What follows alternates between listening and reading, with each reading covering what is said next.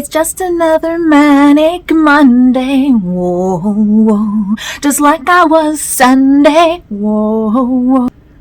Groons nearly made my brain break. So in case you missed the short, I discovered that the adaptogens in the Groons are incompatible with my type 1 bipolar disorder. I then went on to start explaining what herbs I've tried that are safe, like this ashwagandha here. But if I'm going to break out my lab coat, I need to give you some actual credentials. So CVTC here is where I got my 2 3/4 associate's degrees of science. I originally started with the manufacturing engineering degree because that's what my boss told me was really pushing me to do. But CVTC used to have a program for nanotechnology that included a biotechnology course.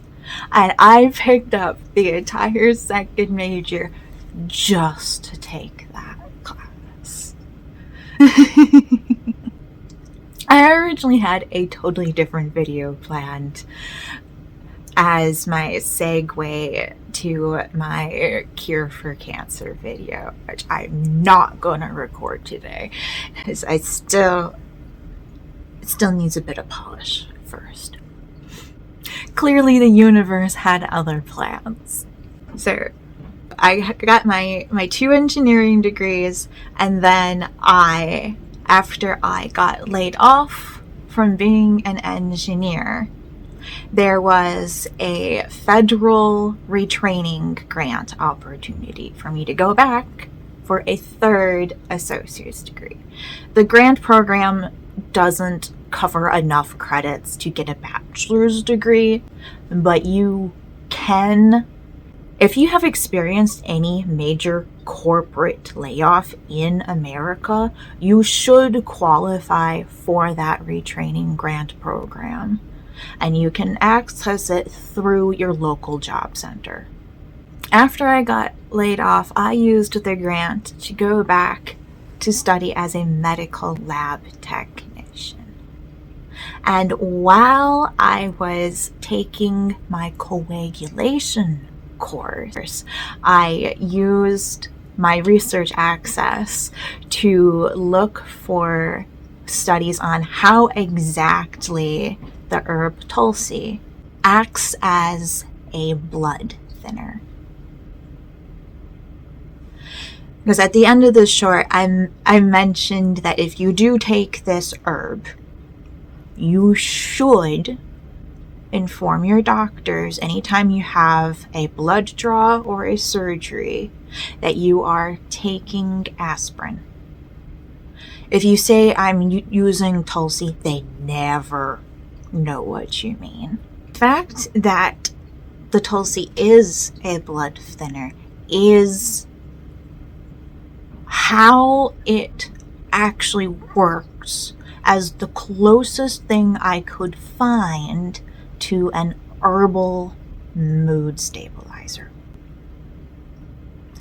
Because a different study I found explained that the physical cause of bipolar disorder is inflammation in the frontal lobe. And this puts pressure on the various glands in your head that are supposed to regulate your hormones. So in the short, I mentioned that I did my research on herbal remedies when I was trying to get pregnant and could no longer take my prescribed antipsychotics, the mood stabilizers. The best resource I found at that time, I really wish I could find again, and I hate that I didn't bookmark it. I have 7 folders of bookmarks and folders within those folders, and I didn't keep this one.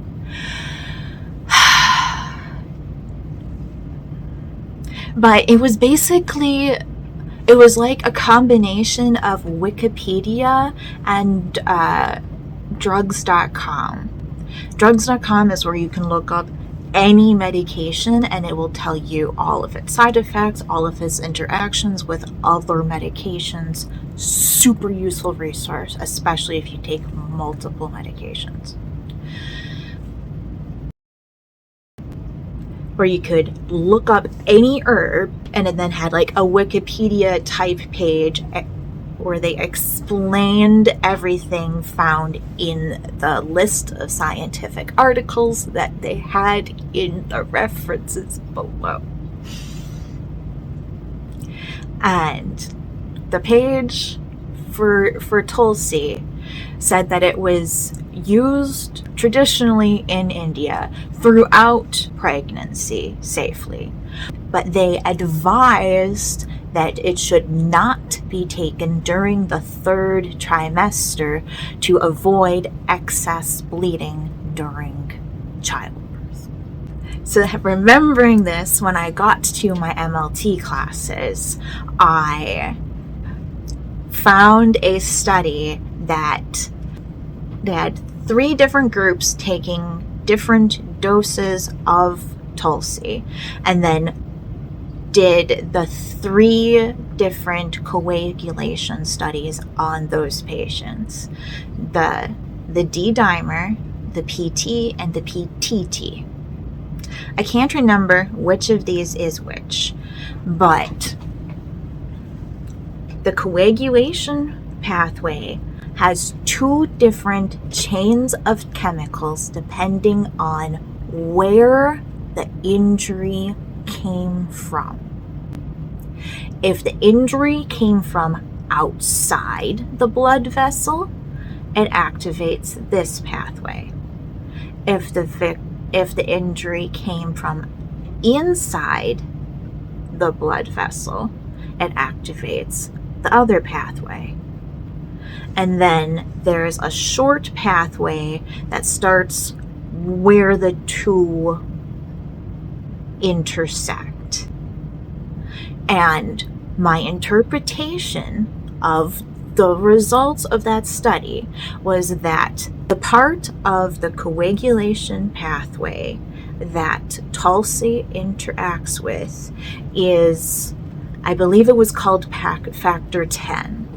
It was right in the center where they intersect, which isn't exactly how aspirin works. Aspirin directly affects your platelets.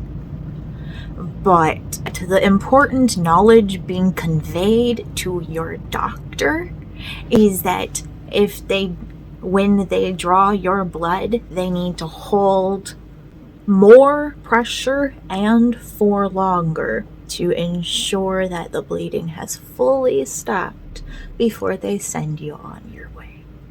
The second herb I mentioned is ashwagandha, which is a mild antidepressant. Among the adaptogens, some are uppers, some are downers, but the Tulsi seems to stay at a neutral, stable impact.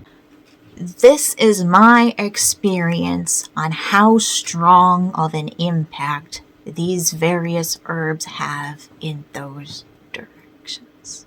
For me, ginseng is like meth. I get super shaky and I can't sit still, and I am quite certain that if I tried actual meth, my heart would explode.